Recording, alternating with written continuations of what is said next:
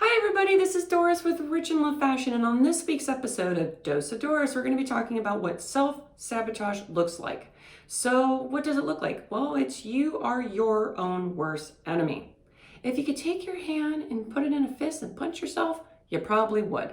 So where does this all come from? It's you being an anti-you, perhaps from a lack of self-love or feeling worthy enough or childhood wounds, blah, blah, blah. It's in there. So you are the only person that can actually figure out what those wounds are, and you are the only person that can really, really go deep down inside and feel safe and feel loved and really work on yourself and change the subconscious programming in your mind of being your own worst enemy, getting in your own way. You know there's success out there for you. You know people love you. You know you have a bright journey, future, destiny, whatever you want to call it. But maybe it's fear that's holding you up. That's where you got to go deep down inside to figure that out. So with the limiting beliefs that you may have, here's a few things you could possibly do to help you get out of your own way. There's probably a long list of them, but this is two, because remember, this is a dose of Doris. So number one would be stop overthinking everything. Oh my God, I'm a victim to this because I like to overthink everything. But when you do that, you're only creating bad narratives. And what I mean by bad narratives is you're creating a lot of nonsense and foolishness. You're creating things that are probably not even happening. The friend that you think is doing something else behind your back is probably just doing what they told you. Hey, I'm going out to the store. But your narrative is completely like a soap opera and it's just a hot mess. So don't be that person. Don't be that person that's overthinking everything and changing up the narrative. And just remember, if someone is lying to you, just remember, karma's a bitch. So don't worry about it. Let karma deal with it. And number two, stop being a pleasure seeker. The funny thing about it is our brains are hot-wired for pleasure, for good, for rewards, for happiness. And that's fine. Happiness is great. We should all be happy, right? But the thing about it is when we get this certain pleasure, it basically repeats and repeats and repeats. So like for an example, you go on a date with a guy or a girl and you had a really great time. You go out again, you go out again. Everything's great. You're having a great time. You feel the happiness, the pleasure inside, and then it just goes off like nothing, like crickets.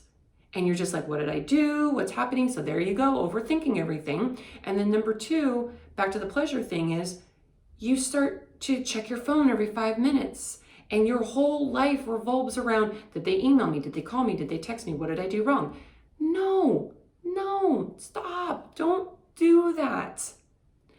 Replace that pleasure-seeking need and validation with something that's healthy. So I'll give you a quick example. Back in high school, when my first boyfriend and I, when we broke up, which I like to clear the record, he broke up with me, but that's okay. Rejection is God's protection. Anyways, so back in high school, I needed to change the habit of going to the phone to call him all the time. So what did I do? It's called the paradigm shift. You have to take one habit and you have to replace it with another habit. So a negative with a positive, right? So the negative was calling someone that didn't obviously want to be with me anymore. So what I did was, instead of going to the phone, and remember it was either the phone in the kitchen or it was a pager.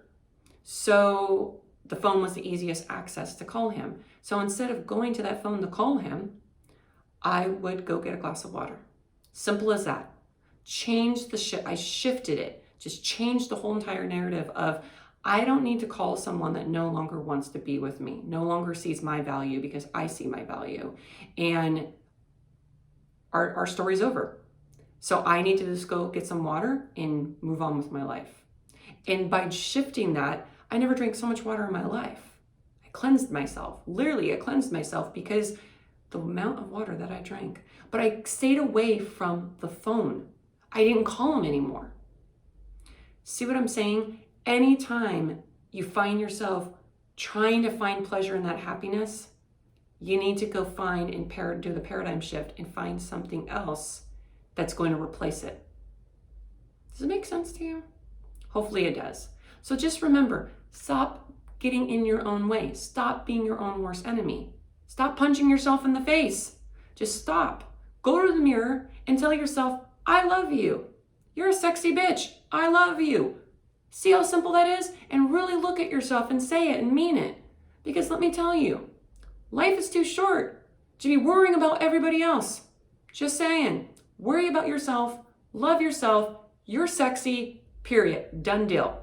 Hopefully this video has helped you. Thank you for watching this week's episode of Dose of Doors. Additional information can always be found by visiting 𝓓𝓸𝓻𝓲𝓼.com. Please support the channel by watching, sharing, and subscribing, please. And until we meet next time, remember to always stay glamorous.